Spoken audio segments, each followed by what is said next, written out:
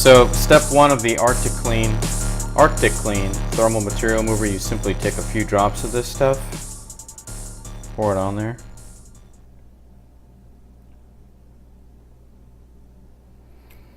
And they say to let it sit there and saturate for a good 30 seconds or so. 30 seconds to a minute. Alright, so I've cleaned off the entire chip itself, and I just wanted to kind of get you some close-up footage of what the chipset looks like. Hope you can see that. But it's just a nice kind of shiny metal. That is the Vega 64 chipset. So what I've done is I've taken a few drops of this thermal material remover, dropped it onto it. You let it sit for about 30 seconds, 30 to 60 seconds. It kind of eats it all up, and it says here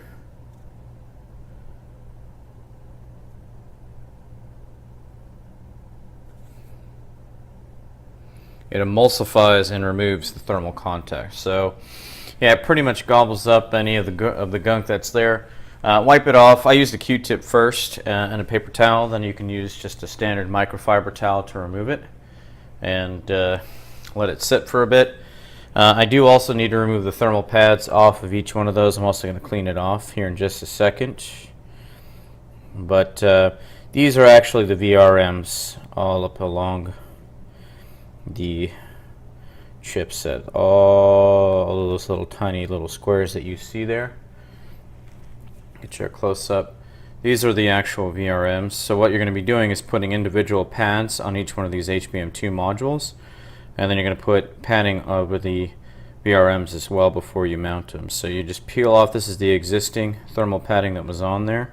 I'm going to go ahead and clean it all off, just kind of with the that kit that you guys saw, just to make sure everything is a little bit clean.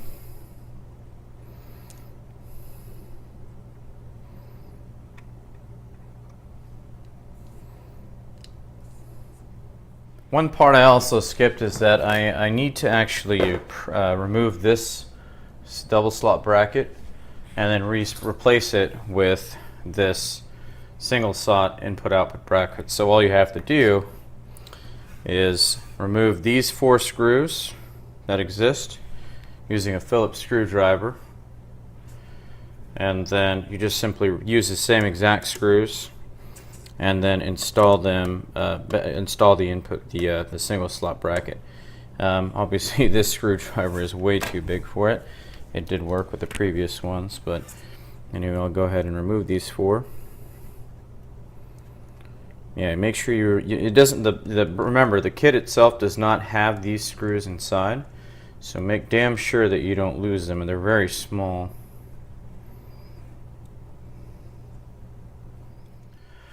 Alright, so what I've done is I've dismantled and taken off the dual slot input output panel, okay, and then instead what I've done is I've installed the single slot panel onto the card itself there. So there are 4 tiny little screws you have to pay attention to. Keep those. Those are the original screws that come with the board, and then there are 2 other screws that screw into the PCB there that you have to reuse as well. Otherwise, if you lose those, then you're kind of screwed, because the kit that EK comes with doesn't actually include anything. So be mindful of that. So again, technically you would want to do that step before you did the thermal removing the thermal paste and all that kind of stuff, but really it doesn't matter. But in the manual it kind of shows you after you remove all the screws to proceed with installing this bracket. But it'll add a lot of space into your build. It'll take this previously dual slot design and kind of convert it all into a single slot design, so it'll make it easier to stack a number of cards if that's what you're wanting to do as well. Okay. So from here, again, I'm going to clean off all of this. I'm going to use the second part of the thermal surface purifier, and then I'm not going to apply any thermal paste just yet. What I am going to do though is apply all the thermal padding onto the MOSFETs, and then onto the VRM modules themselves. And apparently, per the guide, these thermal pads, these are double-sided, and some of them are already pre-cut if I'm not mistaken. If not, I'll have to do it myself here. But one thing you want to make sure of is whenever you're installing this stuff, the thermal padding, is keep in mind that it's double-sided, and then each side has a protective layer of film on it. One is kind of a darker blue, but the other side is a nice clear thing.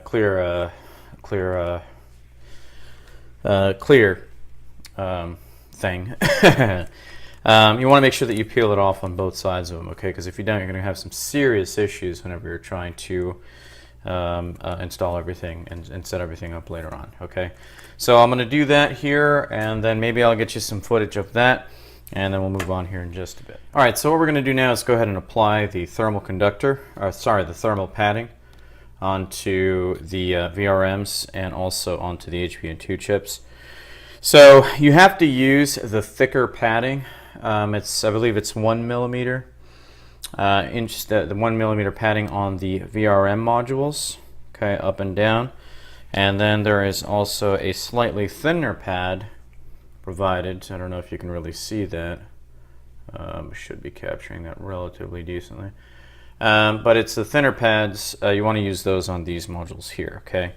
They're pre-cut, but they're not necessarily cut to size, so you're going to have to use a pair of scissors or even a razor blade and cut them down.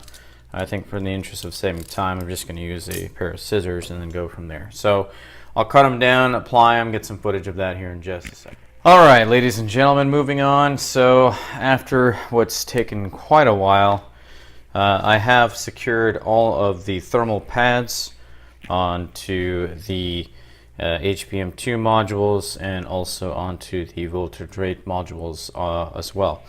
Now remember, you want to use the thicker padding on these modules, the VRMs on the outer perimeter, and then you want to use the thinner 0.5 millimeter padding on all of the HBM2 modules. I believe those are the HBM2 modules, but anyway. And then what I highly suggest that you do is that there's two sides of the actual thermal pads themselves. I highly suggest that you peel off the darker blue side first because it's a little bit more of a pain in the ass.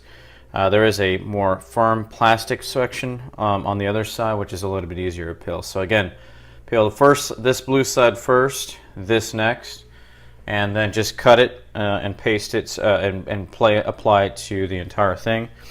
Now the manual suggests that the thermal grease, which is going to be applied here, be applied in an X mark. So we're going to try that. I've never done it in an X mark before previously, but I suppose there's a first time for everything here. So let's do that.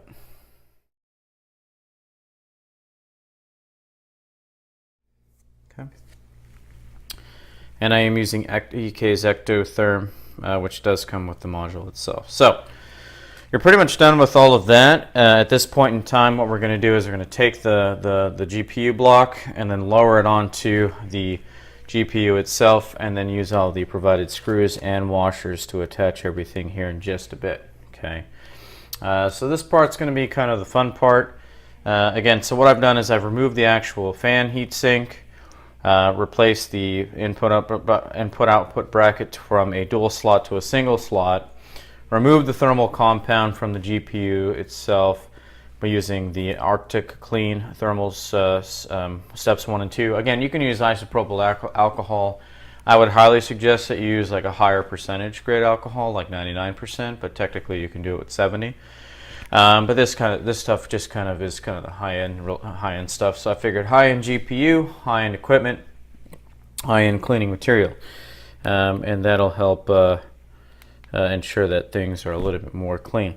This stuff actually smells like oranges, oddly enough, and then this stuff comes out in a nice clear, very fine formula, and it did really get the GPU to have a nice luster. So kudos to the guys at Arctic Clean for creating a fine product. So anyway, I'll go ahead and start lowering the actual GPU block onto this thing in just a second, so stay tuned. Okay, so yeah, let's go ahead and show you the lowering portion of this, and this is going to take a little bit of finesse here, but you essentially just want to lower it down to where all the screw holes line up with one another. What I would highly suggest that you do is you take this part of the actual plexi and make sure you clean it off. It looks like I didn't do that well enough, so I'm going to go ahead and clean that here in just a second and then apply it down, so bear with me. Alright, so I've cleaned off the interior portion, which actually is going to be lowered onto the GPU. I don't really feel the need to clean any of that because that looks pretty damn clean to me.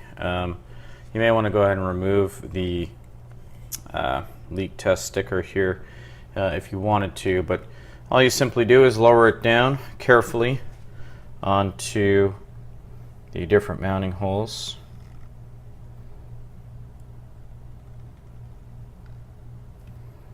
Okay. And then you simply would turn the card over. Carefully turn the card over. Okay. Make sure all the holes are lined up, which they are for the most part, save for a few exceptions.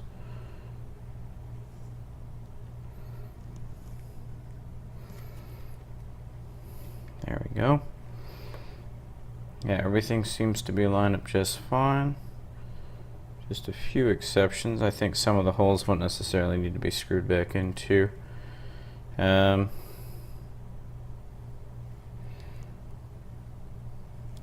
And then we would just start screwing everything in. Okay, and I'll start that here in just a second. Okay, one thing to note as you're screwing all these different screws in is you want to make sure that there is a washer that is installed on every single mounting hole on the back of the GPU card or on the GPU. And you want to use the M2 5x4 AX1 screws, which are the smaller screws inside of the bag. Again, there are I think about 3 or 4 different kinds, but you essentially want to take the shortest one of them all. I don't know if you can really capture that, but it's those little tiny ones right there. And then for each one of those there's a corresponding plastic washer, which you'll see here in just a second. I don't know if you can see that very well, but one of those little plastic washers for each one. So it's pretty simple. You just take it, and then pretty much everywhere where this is diagrammed here, you just apply it, you insert it, and screw it back in. I would highly suggest that you lay out the card just like it is in the manual there, just to make it easier to follow the reference. And then you screw everything in.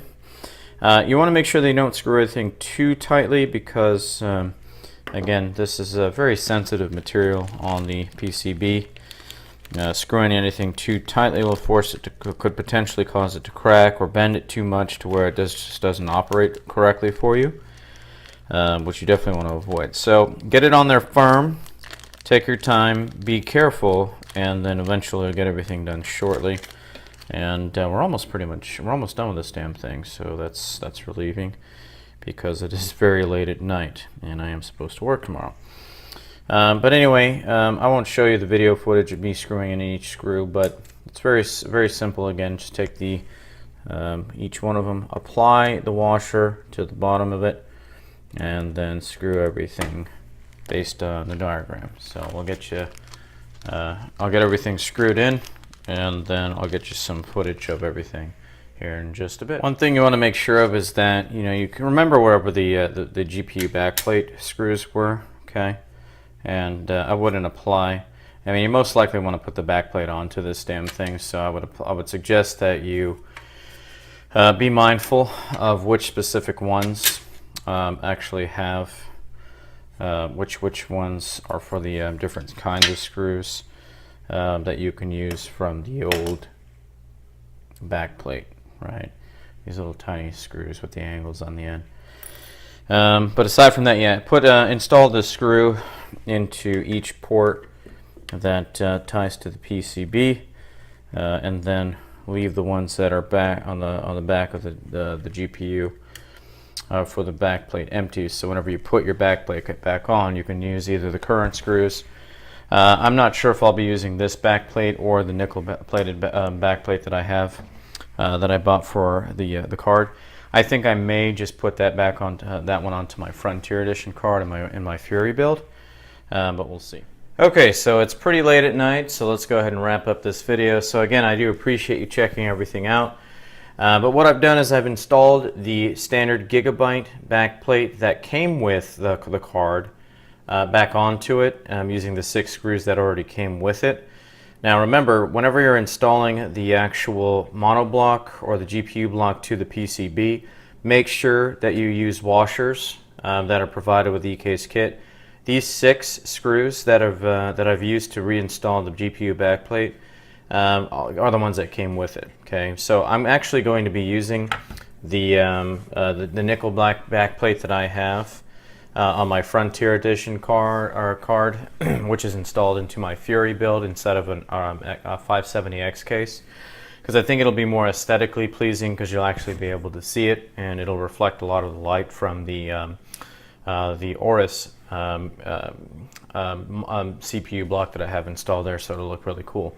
But yeah, this is pretty easy to do. It can be a little bit nerve-wracking if you're not experienced with it, but if you're spending, you know, $130 to install a frickin' piece of metal and plastic onto a $600 video card, you probably have some idea as to what the hell you're doing. But if you're not, you know, it can be a little bit nerve-wracking, but it's pretty simple. Just make sure you stay grounded and discharge any static electricity when you start.